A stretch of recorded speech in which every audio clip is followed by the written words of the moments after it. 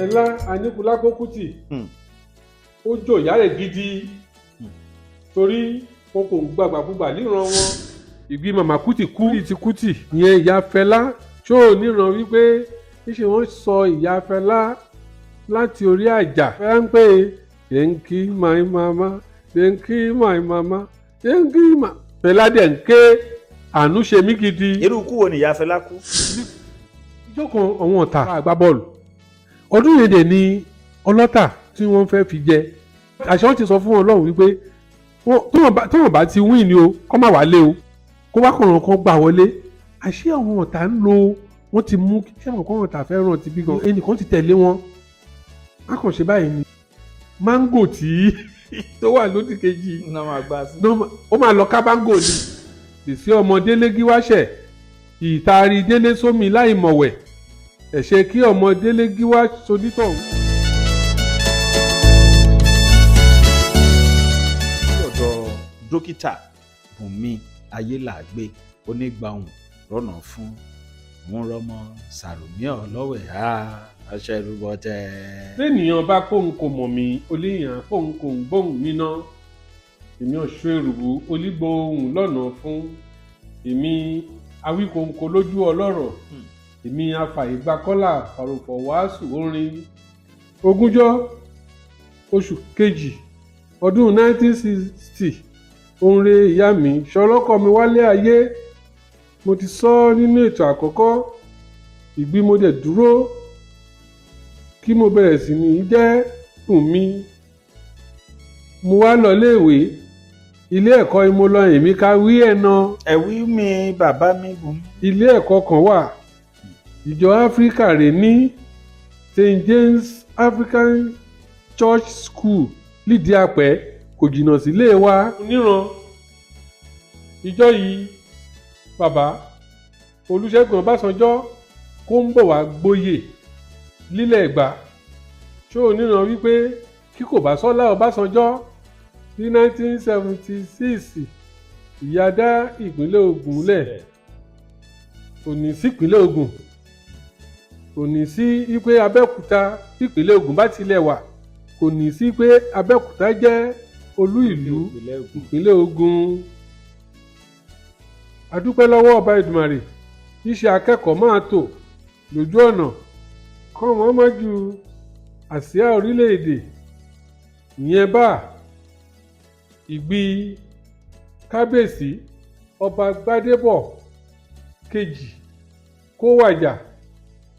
Ọdún yẹn rò jẹ́ pé mo ń palẹ̀mọ́ àti jáde lílé ẹ̀kọ́. Ìgbòwádìí pé bàbá ọba Oyèbádé Lípẹ̀dé máa bọ́ sóróyè. Ìgbà yẹn mo ti wá ń dọkùnrin lílé wa èmi nìkan rèé wọ́n rán líta torí àsìkò yìí wọ́n ń ṣe ti ọba Gbádébọ̀ yẹn orò gbọ́dọ̀ ké obìnrin kẹ̀kọ́ gbọ́dọ̀ róró dédé ètùtù yẹn gbogbo bó ṣe ń ṣe ohun rẹ̀ mo mọ̀ torí mo nífẹ̀ẹ́ sédè Yorùbá gidi láti pilẹ̀. Bákẹ̀ bá a bá máa ṣe àjọ̀dún yìí a fi ń ṣe ìparí ẹ̀kọ́ yìí wọ́n ń pè ní end of the year activity. Àwa yìí náà ní wọ́n á ṣàwájọ́ líkọ̀ọ̀kan ẹni bá nọ́pọlọ ni o ẹni bá dẹ̀ tún lóhùn à ṣe eré lórí stéèjì irú ìyan bàbá Omilani ń ṣe yẹn kọ́ ọ̀fẹ́rí alẹ́ o àwọn ṣòmìlà ní tíátà o. Dídí àwọn yẹn rè ń wá ká máa san tọ́rọ́ kọ́bọ̀. Ìgbì mo kúrò ní primary mo lọ secondary Reverend Kuti Memorial Grammar School rè mo lọ. Ìgbì màmá Kútì kú mo wá kọ ìwé àkọ́kọ́ lórí ti Kútì ìyẹn ìyá Fẹlá ṣó ò níran wípé níṣẹ́ wọ́n sọ ìyá Fẹlá láti orí àjà. Fẹlá ń pè é thank you my mama thank you my mama thank you my. Fẹlá dẹ̀ ń ké àánú ṣe mí gidi. irú ikú wo ni ìyá Fẹlá kú? Lígbì Fẹlá àtìjọba ń jà àbí ká pé wọ́n ní aáwọ̀. Fẹlá kẹ̀kọ́ gbàgbàkúgbà Fẹlá wá kọrin sombi o sombi sombi o sombi. Olúṣẹ́gun Ọbásanjọ́ ìyẹn general ohun rẹ̀ wà lórí àkóso lígbẹ̀ẹ́. Àmọ́ Fẹlá Aníkúlápó Kútì ó jòyà rẹ̀ gidi torí wọn kò ń gbàgbàkúgbà níran wọn kò dẹ̀ fẹ́ kéèyàn kó fìlọ̀kulọ̀ lọ̀ wọ́n dẹ̀ fẹ́ràn àti májà fún ẹ̀tọ́ ọmọnìyàn. Ìbí Fẹlá kọrin, wọ́n bá lọ sun ilé Fẹlá kọ́ńtè ní ráyè wọ́bẹ̀, wọ́n sọ̀yà Kútì, Fúnmiláyọ̀ Ransome Kútì ìyẹ̀kẹ̀rẹ̀ dá ilé ẹ̀kọ́ ìyá wa lọ́yẹn sílẹ̀. Obìnrin tó kọ́kọ́ wa mọ́tò Nàìjíríà. ọkọ rẹ̀ òun robìnrin ìkọ́kọ́ wa mọ́tò ní Nàìjíríà. dídèdè Nàìjíríà pátá. Ẹ̀gbá níhun tó pọ̀ Ẹ̀gbá níhun pàtàkì ìyá fi ń yangàn gidi. Wọ́n sọ̀yà Fẹlá lẹ̀ látòrí àjà Ìgbòdọ́sí pítù ibẹ̀ rò kú sí. Ìgbòwádìí pé a máa ṣe ètò ìsìnkú àfi kó wá sùn ti ọkọ rẹ̀. Kó o bá dé ṣọ́ọ̀ṣì Ìgbèyìn yíyọ ń pèlè St. John's Anglican Church Ìgbèyìn, ẹ̀yìn ilé ìjọsìn ẹ̀rẹ́ wọ́n sin bàbá Fẹlá sí. I.O. Ransome Kútì, Israel Olúdọ̀tun Ransome Kútì. Ransome Kútì ọ̀hún nẹ́kẹ̀rẹ́ tó wá jẹ́ ẹni àkọ́kọ́ ní Abẹ́òkúta Grammar School, ìyẹn ni wọ́n ṣe ń pè ní Dáúdù.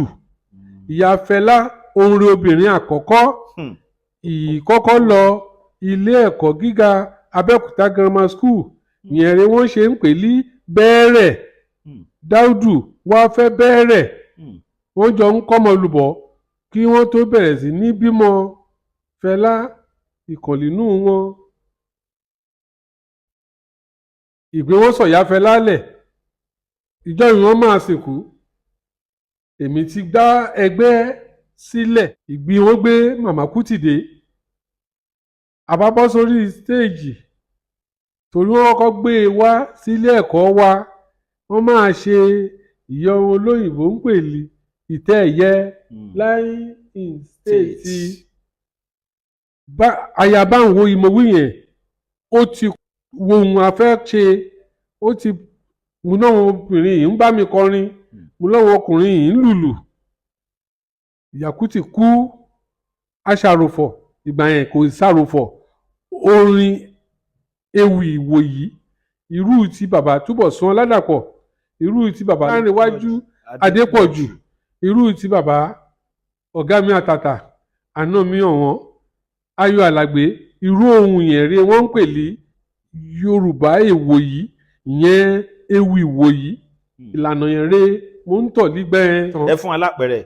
A wí pé Ìyá Kútì kú ẹni rẹ̀ lọ, ìyá tó bí Fẹlá, ìyá tó bí bẹ́ẹ̀ kọ́, ìyá tó bí àwọn ìkàn ó lọ nílẹ̀ yìí omijé gbọ́n ni. Ńṣe ni wọ́n sọ ìyá látòkè. Ìyẹn léwu ìwòyí. Ewì ìwòyí ni. Tẹ́ bá fẹ́ fàròfọ̀ ṣe nǹkan tẹ́ ṣe yìí ńkọ́. Ẹ̀yin ará ẹ kò ń gbóhùn mi ná. Ìgbì Ìyá Kútì kú, ńṣe wọ́n sọ ọ́ látòkè. Àtòkè àjàre wọ́n ti sọ ẹni rẹ̀ lọ o, ẹni rẹ̀ ti sùn, ẹni rẹ̀ ti sùn, ẹni rẹ̀ ti sùn, Ìyá Fẹlá rẹ̀ lé o. Ẹni rẹ̀ ti sùn, ẹni rẹ̀ ti sùn. Ajàfẹ́tọ̀ọ́ ọmọnìyàn, Ìyá Fẹlá rẹ̀ lé o. Kì í ìyàtọ̀ ewì ìwòyí àti ó dàbí àròfọ̀ yìí tún dùn yàtọ̀ àbí. Ṣé rí nígbà tí mo dé ilé ẹ̀kọ́ gíga olùkọ́ni àgbà ní Ogun State College of Education, àti ń ṣe àwọn tibí yẹn lábẹ́lẹ̀ à ń ṣe. Nígbà tí mo jáde ní teacher training, mo tún àwọn ẹgbẹ́ kó jọ lẹ́yìn Reverend Kútì, mo lọ sí teacher training. Ní teacher training yẹn kò sí ẹ̀bùn tí ó wà lórí akẹ́kọ̀ọ́ tí àwọn olùkọ́ ò ní gbọ̀n yọ, tí wọ́n ò ní fà jáde. Níbẹ̀ yẹn ni mo ti tún fẹ́ràn iṣẹ́ rédíò àti tẹlifíṣàn. Torí mo wá dàbí rìpọ́tà. Yàtọ̀ sí pé mo jákéwì. Ní ọjọ́ Sátidé òun ni a máa ń ṣe social night alẹ́ àríyá. A ti ṣe oríṣi iṣẹ́ láti Monday sí ṣùgbọ́n nígbà tó wá di Sátidé wọ́n fún wa láyè ọmọ tó bá fi jẹ social prefect nìkan ẹni tó bá ní nǹkan tó fẹ́ ṣe á ti lọ bá wọn bíi programming tí wọ́n máa ti ṣètò lágbájá máa ṣeré báyìí kíláàsì báyìí máa ṣeré. àwọn ẹgbẹ́ tí mo ti dálẹ̀ ní Kútì yẹn mo tún wá tún dálẹ̀ ní teacher training Olúmọ ìwé star group yẹn náà ni níbẹ̀ yẹn ìwé ìwòyí náà ni mo fi ń kéwì. ìyẹn dẹ̀ tètè yá torí bá a ṣe ń sọ Yorùbá ìwòyí ni a ṣe máa kọ́lẹ̀ gbogbo ohun tó bá ṣẹlẹ̀ ó lè jẹ́ ọ́nú ewì mi. níbẹ̀ a ní ibì kan tí a ń pè ní igi kùtánga ṣẹ̀ríṣẹ̀rì. ibẹ̀ ni àwọn tí wọ́n bá jẹ́ olólùfẹ́ tàbí ṣẹ̀mọ̀ pé ní àsìkò àtúnlásìkò tá a máa bára sọ̀rọ̀ pé báwo ni torí ní ilé ẹ̀kọ́ ni ọmọ gbọ́dọ̀ ti ronú ẹni tó fẹ́ fẹ́ ìṣe nígbà tó bá jáde. níbẹ̀ yẹn igi yẹn ga ẹ lè tètè mọ̀ wípé èèyàn wà ńbẹ̀ ṣùgbọ́n orúkọ igi ẹran gan ni kùtánga àwa ní ó ti lọ sí di kùtánga ó lọ ta rọ́bà ni pé ó lọ mú ìfẹ́ igi kùtánga ó lọ ta rọ́bà. àwọn yẹn àwa máa ṣọ́ àwọn tí wọ́n bá lọ ta rọ́bà yẹn kò ń jẹ́ kí àwa ronú pé a máa torí ẹni tó bá fẹ́ kìlọ̀ wà kò gbọ́dọ̀ ṣe ìwà ìbàjẹ́ tí wọ́n bá fẹ́ kìlọ̀ yẹn wọn gbọ́dọ̀ bá nídìí ẹ̀ kéèyàn máa sọ pé kó máa kéwì pé èèyàn kan jalè kó wá sọ pé òun náà jalè kò ní dùn kò ní dáa ó máa tàbùkù. ìjọ kan àwọn ọ̀tá ìgànmọ́dé teacher training ọ̀tá wọ́n wá bá a gbá bọ́ọ̀lù ọdún yẹn dẹ̀ ni ọlọ́tà tí wọ́n fẹ́ fi jẹ àṣẹ wọn ti sọ fún Ọlọ́run wípé tí wọ́n bá ti win ni o kọ́ máa wá lé o ṣé rí táwọn tí wọ́n bá máa gbá bọ́ọ̀lù báyìí wọ́n bá máa gbé ilẹ̀ kó gbà sójú àwọn táwọn ń pè ní penalty níṣe ni kó wá kọ̀ọ̀ràn kan gbà wọlé àṣé àwọn ọ̀tá ń lo wọ́n ti mú ṣé àwọn kan ọ̀tá fẹ́ràn ti bí gan ẹnìkan ti tẹ̀lé wọn á kàn ṣe báyìí ni máńgò tí tó wà lódì kejì ó máa lọ ká máńgò ni gbogbo bọ́ọ̀lù yẹn kàn bẹ̀rẹ̀ sí ká máńgò ni ìgbà tí a gbá bọ́ọ̀lù tán àwọn èèyàn wá ń ké pé a win èmi gẹ́gẹ́ bí akọ̀ròyìn gbogbo yẹn ni mo ń ṣe pàtó adé orí stage wọn ní lágbájá tàmẹ̀dù nígbà tó yẹ kó gbá bọ́ọ̀lù wọlé níṣẹ́ ló fi ó gbá máńgò tí ó fi gbá wọlé àwọn kan kàn ju máńgò láti ẹ̀yìn ni là ń ṣe bíi tẹlifíṣọ̀n torí ti tẹlifíṣọ̀n yẹn ń wù mí gan mo bẹ̀rẹ̀ ní ilé ẹ̀kọ́ olùkọ́ní àgbà Ògùn State College Education ní 1984 mo jáde ní 87 and 84 rí ọ̀rọ̀ yẹn tẹ̀mílẹ́nà ẹ̀rìn àròfọ̀ yìí mo kọ́kọ́ kọli jọ́rẹ̀ nǹkan wí ẹ̀ gidi lásìkò yẹn òun rè wọ́n ṣe kú padé légi wá mo wáyé pé lè sí àgbà òṣìkà yìí fi kú mọ̀ lọ́mọ inú rẹ̀ kiri lè sí àgbà aya ẹ̀yin dúdú mo bí yín lébi ọ̀rọ̀ yìí ń dùn ni ó ẹ tètè fèsì bí èèyàn bá ráyé yìí kò bá sá olítọ̀hún forí ọ̀ká họ mú gidi o ayé burú ayé dẹ̀ tún pògìrì lè sí àgbàyà ìsọlé onílé dahoro ẹ fèsì ọ̀rọ̀ lè sí àgbàdọ̀bọ̀ndẹ̀ ìtafà sí délé láì rógun lè sí ọmọ délé gíwáṣẹ̀ ìtaari délé sómi láì mọ̀wẹ̀ ẹ̀ṣẹ̀ kí ọmọ délé gíwá solítọ̀hún gidi yìí kò lè fẹjọ́ sùn ní ẹ̀yìn gidi kò dẹ̀ sọ̀rọ̀. ṣé nígbà tí a máa wá jáde ní college education ní 1987 ni bàbá Awólọ́wọ̀ wá kú. oríṣiríṣi òṣèré ni àwọn rédíò àti tẹlifíṣàn ń pè pé kó wá sọ̀rọ̀ nípa Awólọ́wọ̀. mo bá gbé bírò mi mo bá ní Awólọ́wọ̀ bàbá Yorùbá rè wàlẹ̀ àṣà gbogbo á dẹ̀ mọ̀ wípé Awólọ́wọ̀ nígbà yẹn kò sí ẹni tí a lè pè ní bàbá Yorùbá tó bá sọ̀rọ̀ ó máa rí bẹ́ẹ̀ ó dẹ̀ òun olóyìnbá sọ pé ó command respect títí t'Awólọ́wọ̀ ṣe ó sì wà. ó sì wà dọ́là Ó kókó sì wà. àwòsí sì wà ń bẹ̀. mo wá ní ẹ̀yin ará ẹ kò ń gbóhùn mi ná ọ̀rọ̀ ìdélẹ̀ yìí ti kúrò lógún àdánìkanjà ọ̀rọ̀ ìdélẹ̀ yìí ti dédé wá wá àbẹ́ ògbélé gbọ́ Awólọ́wọ̀ bàbá Yorùbá rè wàlẹ̀ àṣà kí dédé wa yapó káyèlè kálápó yapó kólíkùmọ̀ yọkùmọ̀ ìbọn ń bẹ níbẹ̀ ẹni bá ní òun àfi ń jagun ẹ kò dẹ̀ bí mi lébi òun a máa fi ṣe yìí kátẹ̀ní la kákúmọ́lé ní kùtù àì òun ó rí kórìtẹ̀ní wàrú ọwọ́ ó wí kágbógun ti kú kágbìyànjú ṣẹ́gun ikú kí dédé ọmọ Yorùbá pakúrun o n kò ṣàwàdà ọ̀rọ̀ gbọ́ ṣé n kò ṣàwàdà. àwàdà ni. pé tani. kẹ̀kọ́ pọ́npọ́ kẹ̀kọ́ kún mọ́ ẹ fẹ́ lọ kákú mọ́lé. torí pé ó pa bàbá Yorùbá èèyàn ńlá ohun ìlànà yẹn ní àròfọ̀. ṣé ẹ ṣì ń lo àwọn àṣà àti àṣàyàn èdè Yorùbá yìí láti kíyàn fọjọ́ òbí àbí bẹ́ẹ̀ bẹ́ẹ̀ lọ sà? mo ń ṣe o mo dúpẹ́ púpọ̀ lọ́wọ́ àwọn olólùfẹ́ mi tán wà nílùú ọba ohun tó jẹ́ ẹ̀gbọ́n tó jẹ́ àbúrò àtàwọn ọ̀rẹ́ tán wà níbí tí àwọn èèyàn bá fẹ́ ṣe ọjọ́ ìbí tàbí wọ́n fẹ́ sìnkú wọn á ní ẹ lọ pé Ọ̀mì Ayélàgbé máa dẹ̀ lọ sí. so àwọn tó ń wò wá láti ìlú òyìnbó ń sìn ẹ máa àwọn lè fẹ́ wálé wọ́n fẹ́ ṣe patí wọ́n wá ń fi akéwì yàtọ̀ sí MC ṣe rí iṣẹ́ MC ọ̀tọ̀ ni ọ̀tọ̀ lákéwì o ó lè pẹ́ MC kó tún ní cars bá mi gbé Ayélàgbé wá tàbí ẹ̀yin náà wà níbi kan anything tẹ́ bá fẹ́ ṣe ní gbogbo South West wọ́n fẹ́ sọ tẹlifóònù nọ́mbà báyìí. bó bá fẹ́ pè mí sórí ìlà ìní bó bá fẹ́ gbéṣẹ́ wá o 08033377640 rèé kó o pè kí a rìn máa gbáàgò rẹ lọ́gán. ìyẹn ni pé gbogbo ẹ̀yin tẹ́ bá fẹ́ ṣe wì bóyá ti òde òní tàbí àròfọ̀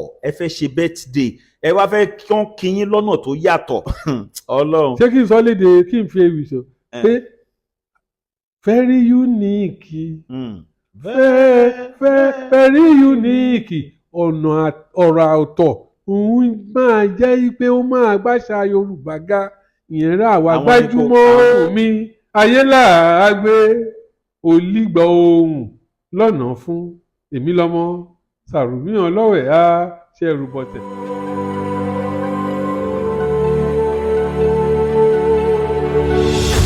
ìròyìn ayọ̀ rèé fún gbogbo ẹni tó wà ní London àtàgbègbè ẹ̀. Arahim Afro-Caribbean Cash and Carry, import and export of African foods, also help to pay school fee in UK for Nigeria with money transfer to UK and back to Nigeria. Arahim Afro-Caribbean Cash and Carry wà ní Graham Excess RM 139YS Up Minister Road, South Graham, London. Gbogbo èyí tẹ́ wà ní London pátá ó yá ẹ nìṣó lọ́dọ̀ Arahim Afro-Caribbean Cash and Carry. Ibẹ̀ gangan ìfọ̀kànbalẹ̀ wà.